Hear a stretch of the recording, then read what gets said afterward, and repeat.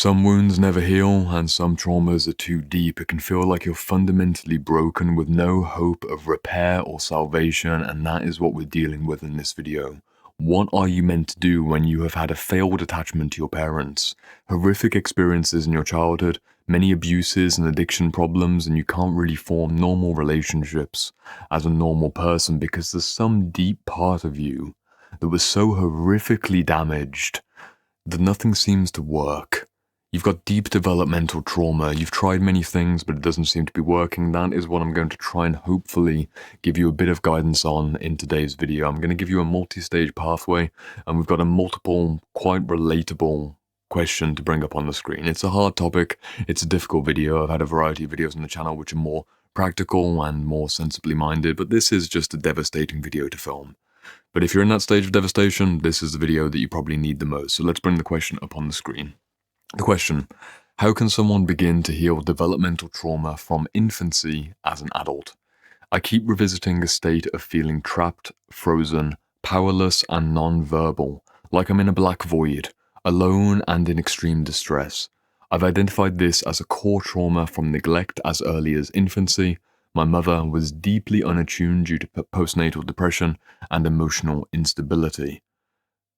And then it continues. It gets longer, but just bear with me, the complexity adds to the nuance of how to solve the issue. The next half of the question on the screen: no matter how much I try to process this on my own, it often feels worse. The feeling of deep isolation has haunted me my entire life. What I seem to need is the experience of being held and cared for in that infant state. But how can that happen as an adult? Therapy hasn't helped much. Professional boundaries often make the distance feel worse.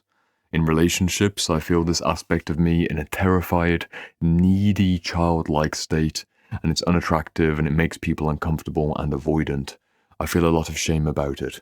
Is it even possible to resolve this kind of pre-verbal trauma and become a functional, grounded adult? You might feel like it's not possible, but I'm here to say that it is possible, but it will not be an easy resolution. If you spent multiple years trying a variety of therapeutic approaches and nothing seems to have worked, and you're making a genuine effort, as today's questioner is, in trying to heal yourself and put yourself together with self-therapy and self-regulation practices, you've basically left with very few options apart from going to the best quality resources at the greatest level of intensity. Today's questioner said specifically that they've identified that this is an early developmental trauma, which they have identified via it being a non-verbal, very helpless part, maybe something like a 1-year-old within, or maybe a 2-year-old within, a very deeply unattuned part due to a failed attachment to the mother figure in particular. If this questioner is relatable to you, that's fantastic. If they're not relatable, just take the rest of this video as something like a synthesis of what to do when you've got deep developmental trauma. I'm going to stay specific, but there's going to be some general guidelines which you'll be able to apply in your life.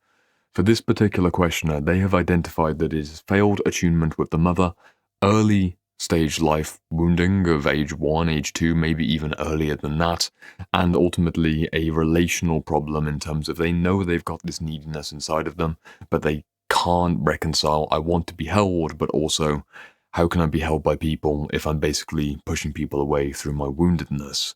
You've got two options.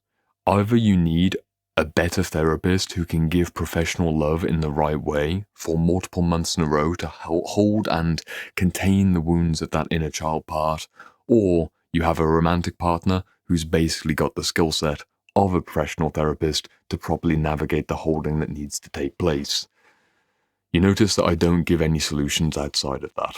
I don't give any non-relational solutions to a wounding like this because I will not disrespect the intelligence and hard work of the questioner who's identified that this is a deeply relational wound and they know the medicine they need to receive.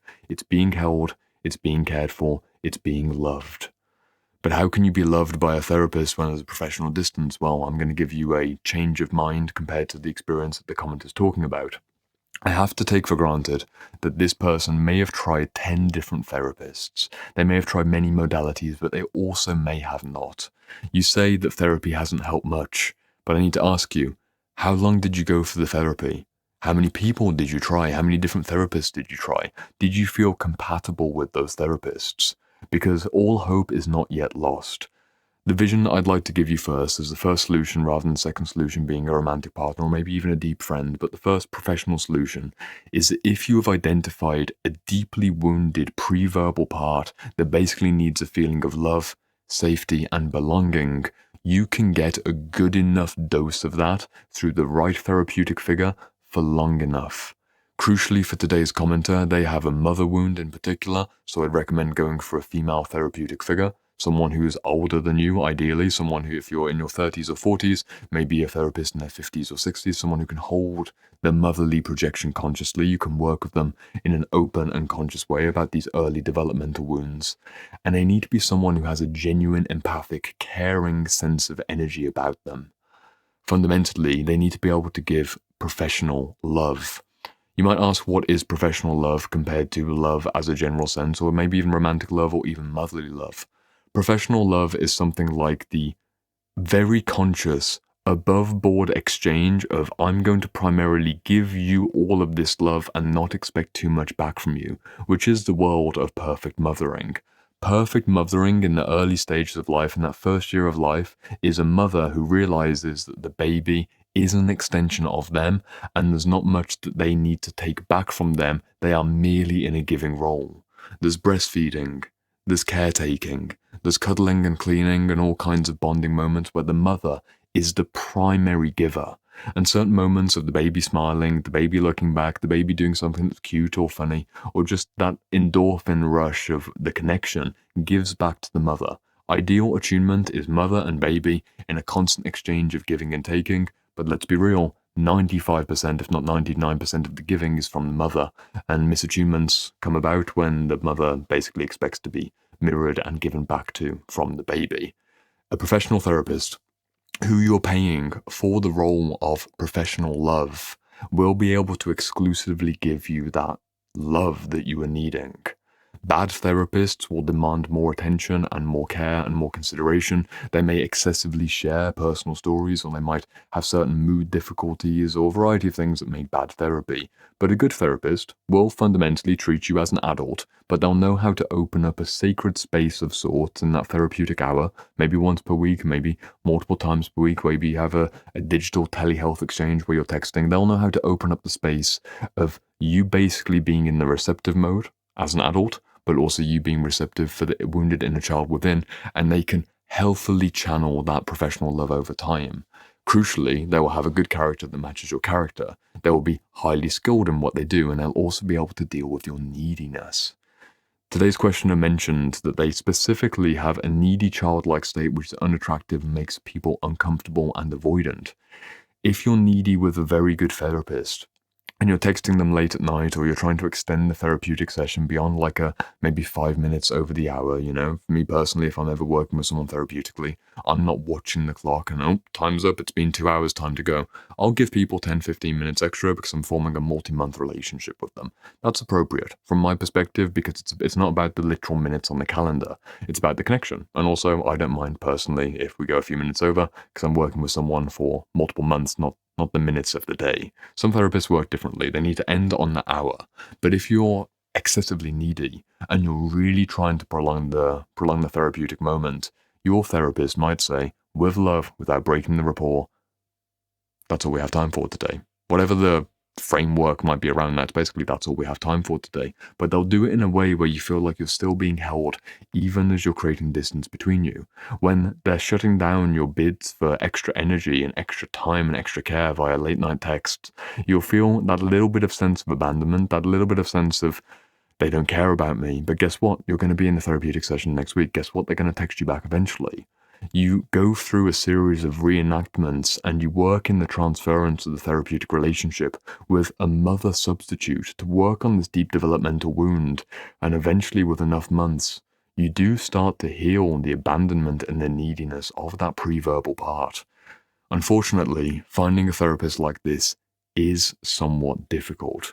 To find a woman, in this case a woman, for you maybe it could be a man that you need, but in this case to find a woman who's of the right age, with the right temperament, with the right skill set, that you personally get along with, who's available for either in-person or online work depending on your preferences, and also within your budget, might not be an easy thing. It's usually the budget that tends to make an issue. If you're prepared to truly work on this developmental problem, you might need to accept that rather than working in the 50, 60, 70, 80 pounds per hour range, you might need to go into the 150, 160, 200, maybe even more to find a really good therapist. I mean, if you're finding someone who's a decade or more deep into their profession, they're 10, 15, 20 years deep into being a therapist, there's someone in their 50s or 60s, you are getting them at the peak of their profession. Therapists peak in their 50s and 60s and 70s. You will pay for the privilege of being with a peak therapist, and it's worth finding one. You might say, well, that's going to cost me thousands and thousands and thousands of pounds or thousands of dollars. Yes, but what other option do you have? Realistically, what other option do you have if you know you have a relational wound and you know that a good therapist will give good professional love, and if you work with them for a long enough period of time, the transference between you and the genuine therapeutic alliance that you form will be one of the healing things. It will work. It will be worth it. People spend thousands of pounds or dollars per year on vacations and random things from Amazon. This is worth putting your money into because you need to spend your money on therapy like your life depends on it. Even if it takes 5 years. If God willing you live another 20, 30, 40, 50 years, it is a fraction of time. And I'm not saying this as someone in the YouTube comment section. Jordan's just saying this so that people work with him. I work with like a dozen to 20 people per year. The majority of people I'm making this video for will never pay me a single penny. I've never taken sponsorships on the channel. I'm trying to give you free advice based on what I've learned from these hundreds of psychology books. You could pay me for a mentorship, but realistically, the kind of person who has this particular wound will not be doing a mentorship with me because my mentorships aren't curated towards early, pre-verbal developmental trauma without the addition of more of the classic life coaching, self-improvement, self-development, business building, relational building, health and fitness, spiritual practices. I'm way more holistic in my approach. What I'm talking about here is very specific, very focused, horrific developmental trauma, and finding a specialist in that area of developmental work who will ask for a lot of money because they're skilled at what they do. And if you find the right one, it will work. Your alternative option is option number 2, which I signaled from the beginning, which is to find a romantic partner or maybe a close friend who can likewise contain and hold and give love to this wounded, very young part of you. But I will be realistic with you. For them to do that effectively, they will basically need the skill set of at least a semi-professional therapist.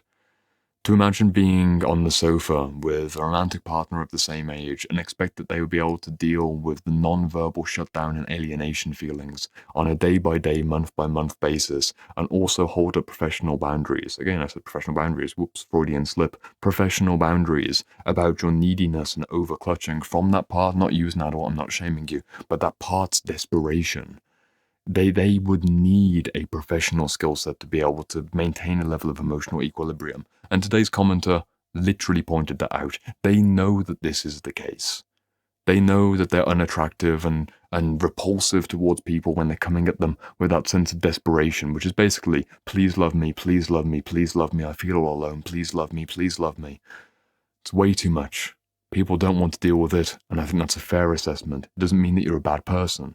The trauma that happened to you wasn't your fault, but it is your responsibility to heal the wound and start going through the bandaging process. I have reflected on this question for several hours on and off today. Went for a walk, did a workout, and I've tried to think of a better solution than finding a very good therapist who specialized in early developmental trauma and forming a relationship with them that will cost you money over time. I have not found a solution. And this is from Jordan Thornton Inner Work on YouTube, who overly emphasizes the ability of what you can do on your own and how much you can heal on your own. You can heal a lot by yourself. Bibliotherapy, which is reading great psychology books and finding new theoretical frameworks to be able to map your personal trauma on, and also doing self-practice with journaling or somatic exercises or various lifestyle improvements and practical things. I am all about this, and it works tremendously for many people with many types of wounding. But this very particular pre-verbal early life wounding does require a sense of relationship, because relationship gives 2 important things: safety and belonging. And somehow safety and belonging add up to a feeling of love. No amount of books that you read will give you a feeling of belonging. They might give you a feeling of understanding, They might give you a feeling of acceptance. They might give you a feeling of peace even, because you encounter a fine idea that suddenly everything makes sense. The clarity brings serenity, but it doesn't quite create a sense of belonging, because belonging happens in relationship to the environment, whether that is a person, a place, or the environment of your body. You can belong in your body, you can belong in a relationship, you can belong in an environment. The safety aspect as well can be pushed forwards through self-work, but it can't be fully completed for a very young part that has very particular pre-egoic, to some degree, very early ego at the very least, but pre-egoic wounding. You need to have a mothering or fathering figure, usually a mothering figure, to be a good enough substitute, and basically something like doing a do-over of what it'd be like to receive early love. The variety of very early regressive therapies that you could go into, often it does mean things like literally going through emotional tantrums, going through, this is extreme stuff, right? Like going through the emotional tantrums, going through the fear, going through the panic, letting the emotions come out, and then being literally held. Quite often the literal holding, again, professionally agreed upon, consensually held, to be literally hugged, to be literally embraced, to be told it's okay. For many people, this is what they need. If you look back at the literature and the documented experiences of encounter groups back in the 50s and 60s and 70s, and many of the alternative therapeutic spaces that are still active today in the 2020s, the majority of healing is people being in a space together, witnessing each other eye to eye, and also a lot of physical contact. Some of the shadow side of this is when things become sexually involved. Physical contact and holding another man or holding another woman, or having like an old man holding a young girl, or a old woman holding a young boy, like the mother figure, the father figure. All kinds of dynamics can work out within a consensual group therapy space. But there is something about the physical touch which cannot be bypassed or flanked through self-work and intellectual conversation. If it's a very particular developmental wound, again, my advice, make sure you know what you're getting into. If you can't find a professional therapist who would hold you mentally and literally in a way that you'd need, your best bet, maybe to make something up on the spot, is to find a community, a group, some kind of sense of, being held by a group of people, literally and symbolically. But you have to be careful what you're getting yourself into. If you've already identified that your woundedness makes you a needy and clutchy individual, bring your adult identity in, bring a bit of self-energy in, and allow yourself to be centralized in, I know what I'm like. I know what I'm like. If I start to like someone, I feel like they're trustworthy. I feel like they really get it. I feel like they're quite present. I have that clutchiness that comes out. It's not me as the adult that I am. It's that earlier wounded part. Again, it might be some of you as an adult, but let's say for the sake of simplicity, you get possessed by that earlier wound, and you want to get close to them, like a baby screaming for their mother.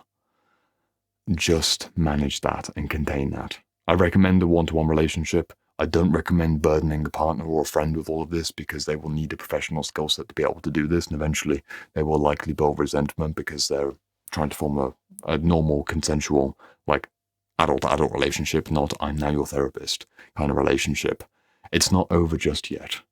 It is a deeply disturbing situation to be in, to feel like you're fundamentally broken, but unless you accept, okay, I'm broken forever, there's no hope. I'm just going to bleed through the rest of my life. Unless you're willing to accept that very sad reality, there is hope that you can change it. But the realistic answer that I can give you is you will have to spend money and time to get that healing. In the same way that if you're sick, you sometimes need to spend a lot of money seeing a specialist. If you're mentally sick, if your inner child is chronically sick for lack of attunement and lack of love, you can pay a therapist to give you professional love. One of the inside jokes that I like with myself and some of my coaching and therapeutic friends, I don't know if I can say this word on YouTube, I'll use the less charged word. Therapists are emotional escorts. I was going to say the word beginning with P, but to a significant degree, therapists are emotional escorts. We are paid to give love and care and compassion and attention. It's a transactional relationship, but completely consciously, above board. I know that's what I'm getting into. You know that's what you're getting into. Doesn't make it bad. Does not make it bad. But it is worth pursuing. That's all I can do for one video. Check the comment section for some stories, and I will see you over here in this video. I wish I could do more in a single video, but again, I'm a man in a screen, not a real person you can form a relationship with, unless you did work with me, but even then, I don't tend to focus on these issues. So maybe go over here, or go to a therapist directory.